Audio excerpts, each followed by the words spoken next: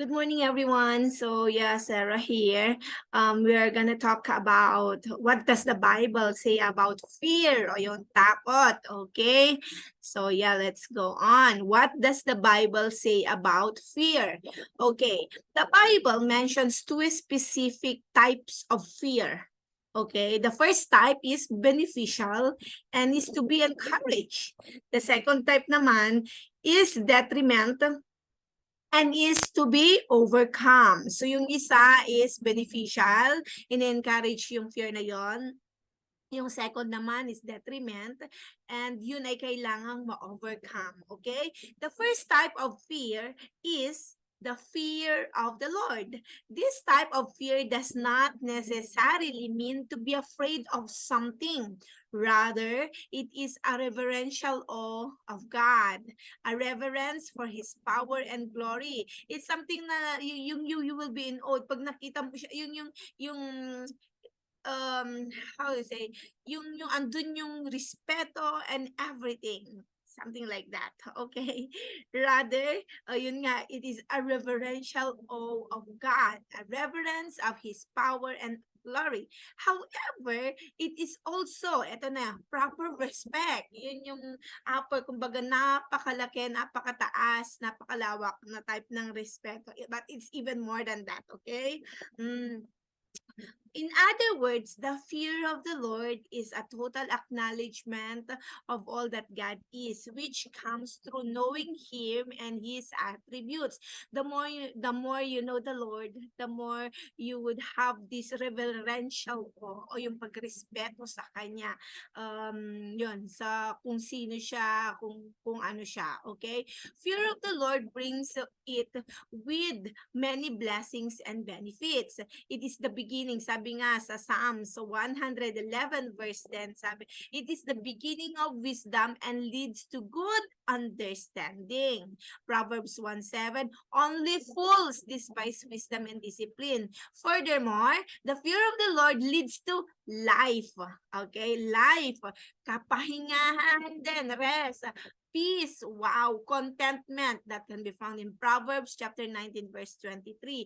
It is the fountain and life. Okay, Proverbs 14:27 and Proverbs 14:26, ang sabi niya, provides a security and a place of safety for us. Okay, thus, one can see how fearing God should be encouraged. Kailangan talagang i-encourage ito, having the fear of the Lord. Okay, however, yung second type naman ng fear na na-mention sa Bible is not beneficial at all. This is the spirit of fear. Okay, this is the spirit of fear mentioned in 2 Timothy verse 1 to 7. For God has not, sabi niya dito, for God has not given us the spirit of fear, but of power and of love and of a sound mind. A spirit of fearfulness and timidity does not come from God. Okay? For God has not given us the spirit of fear. Tayo mag-agbut-butang ka. No. God has not given us the spirit of fear, but of power and of love and of sound mind. Itong spirit na to of fearfulness and timidity does not come from God. However, sometimes we are afraid. Sometimes this spirit of fear overcomes us. Yes, sometimes. And to overcome it, kailangan nating ma-overcome ito. Okay? Otherwise, the fear will overcome us. Kailangan nating ma-overcome ito. How? We need to trust in and love God completely. There is no fear in love. Yun nga yung sabi niya, di ba? Sa 1 John 4:18, sabi niya, there is no fear in love, but perfect love drives out fear. Because fear has to do with punishment. The one who fears is not made perfect in love. No one is perfect, yes, and God knows this. That is why He has liberally sprinkled encouragement against fear throughout the Bible, from the beginning, the book of Genesis, continuing throughout the book of Revelation. Ang laging sinasabi na doon, fear not. Okay, God always reminds us, fear not. For example, in the book of Isaiah chapter 41 verse 10, It encourages. Sabi niya dito ha, do not fear for I am with you. Do not anxiously look about you for I am your God. I will strengthen you. Surely I will help you. Surely I will uphold you with my righteous right hand. Diba? And who is this one that is speaking? It is God. And He is faithful. His words are always true and you can always count to it. Often we fear the future and what will become of us.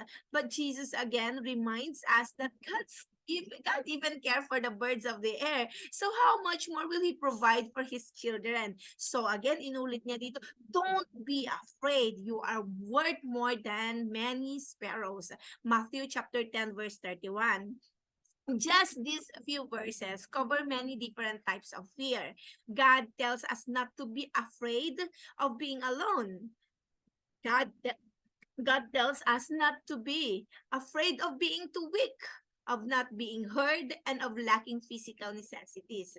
These admonishments continue throughout the Bible again, actually from the book of Genesis up to the book of Revelation. It talks about fear not. So, yun yung laging sinasabi, fear not. And even, di ba, do not, siya na yung nagsasabi na huwag kang mag-fear, I am with you. Okay? So, in the book of Psalms 56 verse 11, ang psalmist dito, ang sabi niya, in God I trust. I will not be afraid. What can man do to me? This is an awesome testimony to the power of trusting in God regardless of anything that can happen. Yung psalmist na ito, sabi niya ulitin ko ha, in God I trust. It's actually a declaration. In God I trust. Kahit anong mangyari, in God I'll trust. I will not be afraid what can man do to me. Okay? The psalmist will trust in God because he knows and understands the power of God. Kilala niya kung sino yung God na trinatrustan niya. The key to overcoming fear then is total and complete trust in God. Trusting God is a refusal to give in to fear. It is a turning to God even in the darkest times and trusting Him to make things right. This trust comes from knowing God and knowing that He is good. Okay, di ba pag if you know someone and talagang malalim yung relationship mo with that someone, you trust him, di ba? So it's the same thing with what your relationship is with God. Kung intimate ka, if you keep on seeking him, and definitely God will reveal himself to you, diba? So mas makikilala mo siya, and that building of trust will mas lalo pa siyang may strengthen. So yun yung sikreto dito. This trust comes from knowing God. Pag alam mo si God, pag kilala mo siya. As Job said, when he was experiencing some of the most difficult trials recorded in the Bible, we know Job, he has been into so much of challenges all throughout in the book of Job. Talagang sobrang siya doon na nasubok siya doon, okay? Ang sabi niya doon, book of Job chapter 13 verse 15, sabi niya, though he slay me, he's talking about God, though he slay me, yet will I trust in him. So kahit anong mangyari, kahit islay pa niya ako, magpapatuloy ang pagtrust ko sa kanya. Yun ang sabi ni Job. Once we have learned to put our trust in God, we will no longer be afraid of the things that come against us. Sabi nga, di ba, what can man do to me? We will be like the psalmist said, with confidence, let all who take refuge in you be glad. Let them ever sing for joy. Spread your protection over them, that those who love your name may rejoice in you.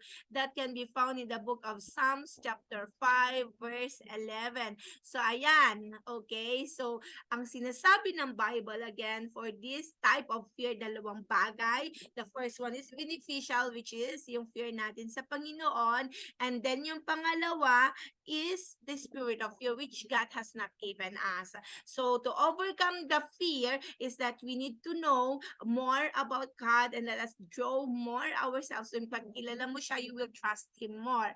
Yon, that's the way to overcome fear. I hope natutunan niyo yung araw na ito. And yeah, thank you for watching. God bless you. And yes, shalom. Thank you.